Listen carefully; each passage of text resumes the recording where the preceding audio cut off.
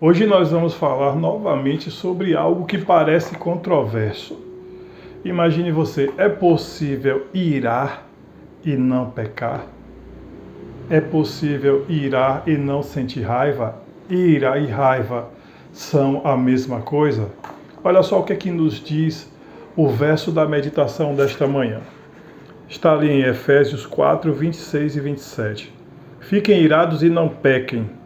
Não deixem que o sol se ponha sobre a ira de vocês, nem deem lugar ao diabo.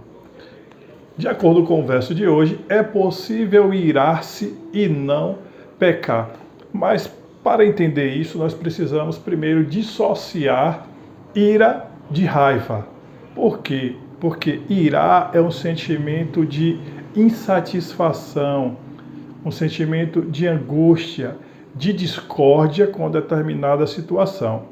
E raiva é um sentimento exacerbado, exagerado e muitas vezes envolve vingança.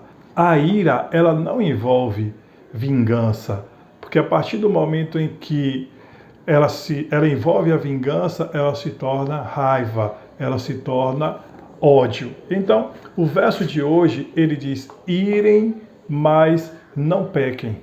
Vamos analisar 4 aspectos específicos que nós podemos tirar deste verso que Paulo fala ali para os Efésios. O que é que nós podemos aprender com o que Paulo disse para os Efésios quando ele se referia a irar-se e não pecar? Primeiro aspecto, não deixemos que esse sentimento se prolongue além do pôr do sol, ou seja, para um novo dia. Se você acariciar a ira, se demorar na ira, essa ira pode sim se tornar um sentimento de ódio, um sentimento de raiva, um desejo de vingança. Então, o ideal é que você apazigue a ira antes de um novo dia. Tenta resolver o problema, tenta resolver a situação, mas não deixa que ela vire um novo dia, que ela passe para um novo dia. O segundo aspecto, não permitamos que a ira seja uma desculpa para a disputa de egos ou ressentimentos. Muitas vezes as pessoas se iram contra outras ou mascaram essa disputa de ego e de ressentimento, mascaram de ira, mas na verdade o que está por trás ali é um ego ferido, é algo que a pessoa falou, fez e que machucou o seu ego, ou, por que não dizer, o seu orgulho, causando-lhe ressentimento. A pessoa falou algo que desmascarou a outra. Então a ira, ela não pode ser também uma disputa de egos e ressentimentos. Terceira lição, não confundamos preconceitos e opiniões pessoais com indignação em nome de Deus. Existem muitas atitudes preconceituosas hoje e que muitas vezes são fantasiadas de ira. Tem gente que diz assim: eu não vou com a cara daquela pessoa. Nunca vi, estou vendo ela pela primeira vez e não vou com a cara dela. Muitas vezes isso acontece também com determinadas pessoas na própria igreja. Estou me referindo à igreja aqui porque a gente está falando de meditações no contexto bíblico.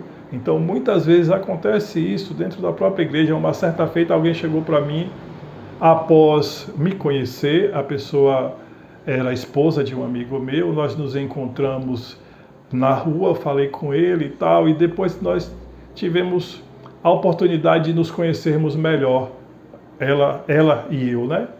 Em um ambiente que era comum a todos nós. E ela chegou para mim uma vez e confessou: olha, eu não ia com a sua cara. Desde a primeira vez que eu lhe vi, eu não ia com a sua cara. E o sentimento mudou depois, né? Graças a Deus mudou para melhor. Então não deixe que a ira seja uma máscara para o seu preconceito. E o quarto ponto, a quarta lição que nós podemos tirar: não alimentemos zelo aparentemente justo que possa abrir espaço para o diabo. zelo aparentemente justo, cuidado excessivo, zelo aparentemente justo. O que é algo aparente? Aparentemente é que parece. O zelo parece justo, mas na verdade não é. É um cuidado excessivo. Chega a ser confundido com uma paranoia, com uma psicose. E o diabo pode usar isso a favor dele e contra você. Então, 4 aspectos que nós devemos levar em consideração a ira. Nós podemos até irar-nos, como diz a palavra no verso de hoje, mas não deixe que a ira se torne ódio, não deixe que a ira se torne raiva, porque ela pode levar você a graves consequências. Além disso, é importante que nossa indignação não seja motivada por traumas mal resolvidos.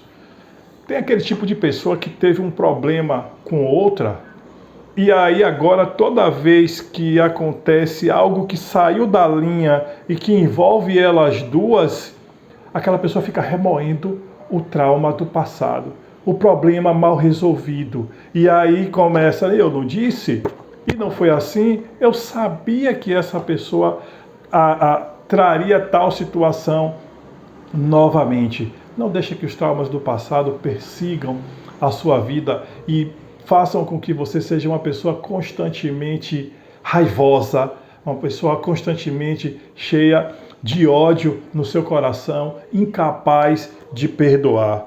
Pessoas raivosas, em nome de Deus, podem estar apenas encobrindo sentimentos de impotência e insegurança, que lhes dão a falsa sensação de ter poder e domínio sobre o outro. Impotência e insegurança. Essa falsa ira, essa raiva, cria na pessoa um falso sentimento de poder sobre ela. E isso muitas vezes faz até com que essa pessoa se sinta bem, mas não traz um bom resultado no âmbito geral, no aspecto geral, né? Muitos, quando crianças, foram maltratados e tiveram de reprimir a raiva para sobreviver, talvez a violência doméstica ou a relação abusiva. Ao chegarem à fase adulta, desejam liberar o sentimento que ficou preso e geralmente o fazem na forma de um rancor reprimido. É por isso que a mesma Bíblia que autoriza a ira também nos previne contra os falsos benefícios de uma raiva travestida de justiça. A raiva limita a percepção da realidade e nos faz beber veneno querendo que o outro morra. Triste, não é mesmo? Que a nossa oração hoje seja: dá-me, Senhor, os mesmos sentimentos de Cristo. Me permita orar com você.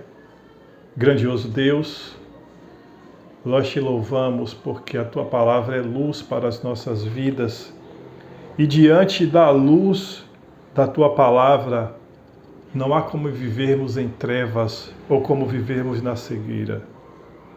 Se há, Senhor, alguém que ouviu essa meditação hoje, que o coração está cheio de ira e de rancor, eu clamo que no nome do Senhor Jesus o Senhor limpe, o Senhor purifique e que transforme este coração em um coração segundo o coração de Cristo, segundo o modelo de amor, de justiça, de paz e mansidão que é o Senhor Jesus. Derrama o teu Santo Espírito sobre nossas vidas. Nós pedimos em nome do Senhor Jesus. Amém. Um forte abraço para você.